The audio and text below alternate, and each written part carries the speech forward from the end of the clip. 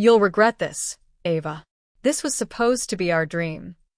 I stood in the middle of my tiny apartment kitchen, holding my phone like it was poison.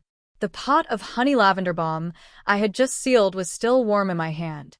My sister, Madison, had just screamed at me over the phone after I calmly told her I registered my skincare business alone. She had gone behind my back, taken my formulas, pitched them to a beauty investor using my exact pitch deck. And now that I beat her to the legal punch, she was furious. Outside, it was a clear Sunday morning in Austin. Birds chirped, sunlight spilled across my countertop. But inside, my heart was pounding like thunder. I never wanted a war, but she started it, and I was going to end it legally. My name is Ava Bennett, and I never imagined I'd be in a legal battle with my own sister. Not over money, not over fame, but over something far more personal, my dream. I'm 29 years old, and I've lived in Austin my entire life. I've always had this gentle obsession with natural remedies. When other kids played with dolls, I played with rose petals and made face masks from mashed bananas in my grandma's kitchen. I think I always knew that I wanted to create something that healed, something that mattered. After finishing college, with a degree in chemistry and business, I worked odd jobs for 5 years. I'd be in labs during the day and mixing oils in my garage at night. No matter how exhausted I was, I couldn't let go of my vision. A clean, botanical skincare line that was gentle, simple, and made from ingredients I could pronounce. That dream kept me going even when I couldn't afford both groceries and toner. Madison, my older sister by 2 years, used to laugh at me. Not cruelly at first, just little chuckles under her breath. "Still trying to make witch potions in your kitchen?" she'd say with a smirk. "You know you could work for a real company, right?" I always smiled and shrugged it off. She was more corporate, more polished. Madison graduated top of her MBA class, landed a job with a luxury branding firm in Manhattan, and came back home acting like she ran the world. But despite her tone, I still loved her. She was my big sister. We shared bunk beds, clothes, and secrets once. In fact, it was me who first invited her to collaborate. 2 years ago, I had reached a tipping point. My formulas were working. I had 200 small batch customers from my Etsy page and word of mouth. I couldn't keep up with demand, and I knew I needed help with branding, strategy, and marketing. Madison had that. So I asked her to join me, not as an equal partner, but as a creative advisor. I was clear about that. I still had the email I sent her. "You'd be perfect to help me build this into something real. I can't pay you right now, but if things grow, I'll definitely offer you a cut. Just help me organize it professionally." She said yes. We sat in cafes, discussed brand names. She helped me design labels, rework my logo, and draft a pitch deck for potential investors. I trusted her with everything. Meanwhile, I kept building. Every weekend, I was at farmers markets. Every night, I was making batches of balm, toner, and rosewater spritz in my apartment kitchen. There were nights I fell asleep on my feet. I burned out multiple hand mixers, ruined a dozen blenders. I couldn't afford staff, but I had heart. My landlord, Mrs. Carter, an 83-year-old widow who lived across the hall, would always bring me peppermint tea. "Don't let anyone rush your rhythm, sweetheart," she said once, holding my hand as I cried from exhaustion. "People with vision need quiet and time." I never forgot that. But somewhere along the way, Madison changed. She started asking for access to my customer data. She offered to polish my investor presentation, but asked me to send her the raw numbers, formulas, and marketing copy in editable format. I didn't think anything of it. She was my sister. What could go wrong? The first red flag came when I stumbled across a website mock-up in her Dropbox that looked eerily like mine, but with her name on the Founders section. I brushed it off, thought maybe she was just experimenting. Then, 3 weeks before I register my brand officially, I found out from a mutual friend that Madison had pitched my skincare line to a New York investor. Without telling me, as if it were hers. I couldn't breathe. My hands shook. My lips went dry. The betrayal wasn't just business. It was personal. This wasn't just about oils and lotions. This was the dream I cried over. The vision I lived for. the hope I clung to when I had nothing else. I confronted her. Did you pitch my line to someone? I asked, trying to stay calm. She blinked. Our line, Ava. I helped you. You wouldn't be this far without me. That's not what I asked. Don't be dramatic. It's not a big deal. They weren't even that interested. I hung up the phone and didn't sleep that night. That's when something shifted inside me. I had always seen myself as the soft one, the one who forgives, who avoids conflict. But that night, I saw who she really was and who I needed to become. The next morning, I gathered all my documents, formulas, test reports, branding drafts, customer lists. I took a day off work and headed to a local intellectual property attorney named Kenna Gray. She listened, read through everything, and nodded. This is actionable, she said. You're the sole creator. You can file a trademark today. She's got no legal claim. And I did. Right then and there.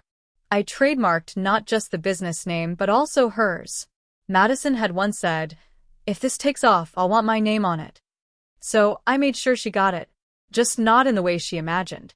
2 weeks passed in silence. Madison didn't call, didn't text. I wasn't sure if she even knew yet what I had done. But I wasn't sitting idle. I was preparing. I updated the product packaging with a now-registered trademark icon. I filed an official cease and desist letter through Kenna. I secured the domain. I changed passwords. I built a proper website. I enrolled in a female founders incubator.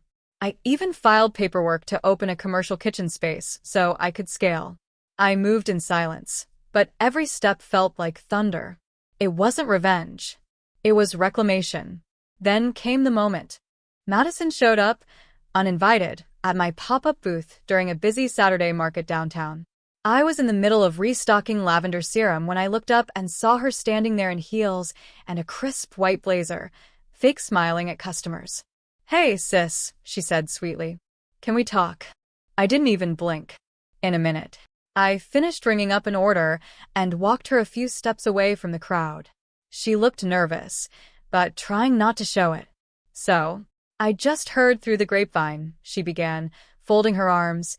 You trademarked the brand. I did. Without telling me? You pitched it to investors without telling me. Her jaw twitched. That wasn't a real pitch, Ava. It was just to see what they thought. Besides, I helped you. You wouldn't even have a brand if it weren't for me. That's not true, and you know it. I pulled out a brown envelope I had tucked into my market bag. Actually, you might want to take a look at this before we continue. She blinked. Took the envelope. Inside were 3 things. A copy of the trademark registration. A summary of the cease and desist letter that had been emailed to her official address.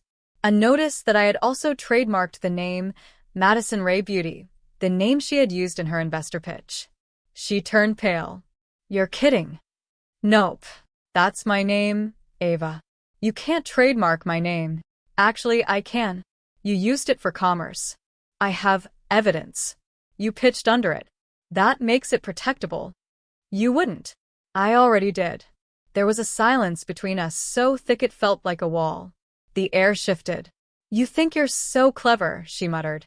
I think I finally learned to stop giving away pieces of myself to people who think they're entitled to them. I turned and walked back to my booth. She followed. You know what? Good luck, she hissed. You'll never scale without real marketing. Let's see how far your little Etsy dream goes without someone who actually understands branding. I smiled. Thanks. I'm already in talks with a female-led startup fund that actually respects creators. And that was true. Just a week ago, one of the incubator mentors had forwarded my site to a wellness fund in San Diego, and they were already interested in microfunding. Madison stood there, stunned. I think for the first time, she realized she had underestimated me. She'd treated me like the sentimental little sister who needed guidance, when all along, she was leaning on my genius. I didn't need to yell.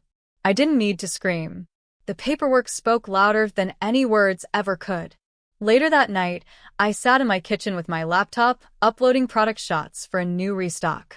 My hands still smelled like rose oil. My tea was still warm. And in that small moment, I finally felt something I hadn't felt in months. Peace. Because I didn't just protect my brand. I protected myself. A week after the market scene, I received a text from my mother. Mom, can you please talk to your sister? She's heartbroken, Ava. She said you're cutting her out unfairly. Mom, she helped you so much. This is not how sisters should behave. I stared at the messages, not surprised, but still stung. Madison had always known how to work my mother's emotions. She could turn crocodile tears into a monsoon. Growing up, I'd be grounded for something she started. She would tell on me, then hug me when I cried like it wasn't her fault. She wasn't just good at branding. She was good at narratives. I didn't respond. 3 days later, my mother called. Ava, honey, can you please just talk to Madison? I have, Mom. She went behind my back. She took my work and claimed it. She didn't take it. She helped you. You two are supposed to be partners. She pitched my business as hers. She stole my formulas. I'm sure it was just a misunderstanding. You girls are all each other have. I couldn't listen anymore. Mom, I'm not doing this, I said, voice firm.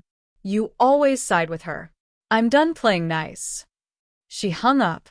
That night, I cried hard, not because I was weak, but because I realized how deeply I'd been conditioned to swallow betrayal in the name of family. Madison wasn't just attacking my business. She was trying to rewrite our shared story and cast herself as the victim. A few days later, Madison showed up at my kitchen door. I didn't invite her in. Can we talk without lawyers? She asked. You have 5 minutes, I said, arms crossed. She walked in anyway. Her energy was chaotic. She wasn't wearing her usual calm, curated persona. She was unraveling. Do you really hate me that much? She started. This isn't about hate. You're being impossible. You can't just erase me from something I helped build. You helped reformat a logo. You didn't sleep on the kitchen floor bottling product until 2 a.m. You didn't nurse the brand with nothing but hope and borrowed rent. I gave you access. I opened doors. You wouldn't know how to pitch an investor if I hadn't. And then you tried to walk through them alone. With my name. Her mouth opened, but nothing came out. You pitched my line under your own name, Madison. That's not partnership.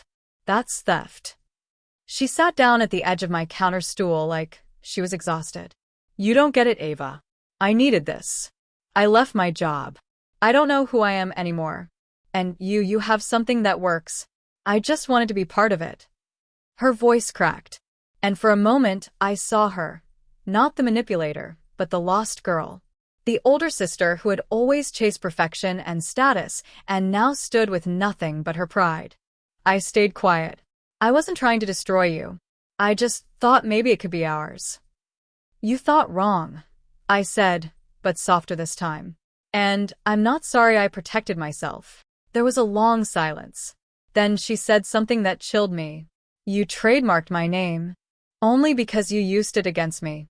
That's low, Ava. No. What you did. That was low. I just finally stopped letting you climb over me. She stood, angry now. The tears vanished. You've changed. No, I haven't. I just stopped letting you narrate my life. She slammed the door on her way out. That night, I got a call from my cousin Alyssa, who used to always side with Madison in family debates. She had heard about everything. You know, she said quietly, I always thought you were the fragile one. But now? You're the only one in this family actually building something real. I'm proud of you. And for once, I felt seen. After Madison stormed out of my apartment, I didn't hear from her for a while. Weeks passed. My mom stopped texting. Cousins went quiet. It was as if I had committed some unspeakable act by choosing self-respect over sisterhood. But instead of spiraling, I breathed. I leaned into the stillness. My business was now fully mine. I had moved production into a shared studio space with 2 other women-led wellness brands. We called ourselves the Garden Table because everything we touched, we grew. I hired a part-time assistant, Shay, a single mom who was trying to re-enter the workforce. Every time I saw her smiling as she labeled bottles and made TikToks about rose water, I felt proud. I wasn't just building a business. I was building something safe. Then one day, Madison emailed me. It was short. Cold. Subject: licensing. I'm launching a new line. Just letting you know I won't use any of your product names or branding. Hope that's enough to keep lawyers off my back. I stared at the screen. No apology. No acknowledgement. Just distance. And yet, I didn't feel angry. I felt done.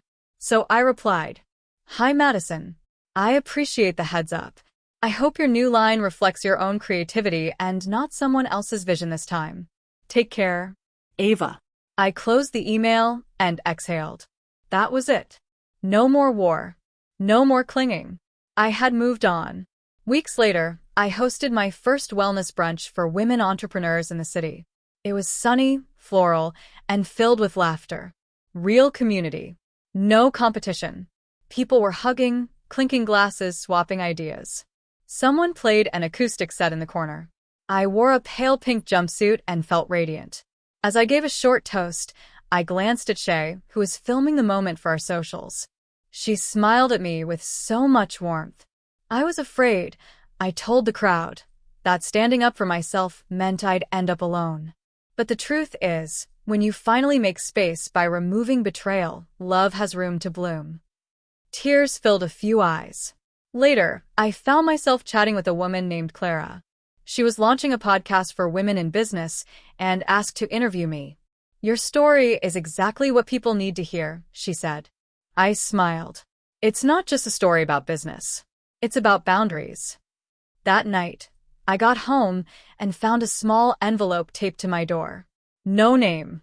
Inside was a card. "I was wrong. You did what I never had the courage to do. Build something from your own truth. I hope one day I can do the same." No signature. But I knew. I didn't cry. I didn't fall apart. Instead, I placed the card next to a photograph of me and my grandmother in her garden. She used to tell me, "Boundaries are how flowers bloom without being trampled." She was right. And now, I was blooming.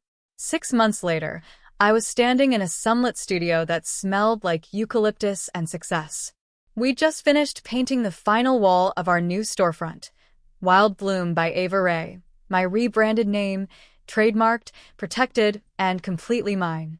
The space was beautiful. Warm peach walls, hanging dried florals, soft wooden counters lined with amber glass bottles. My small business had blossomed beyond anything I imagined, but it wasn't just about serums and soaps anymore. It was about storytelling through healing. Shay was now full-time. She had her own desk in the back room and was starting a skincare blog under our umbrella brand. Clara's podcast had launched last month with my story as the opener. The response was overwhelming.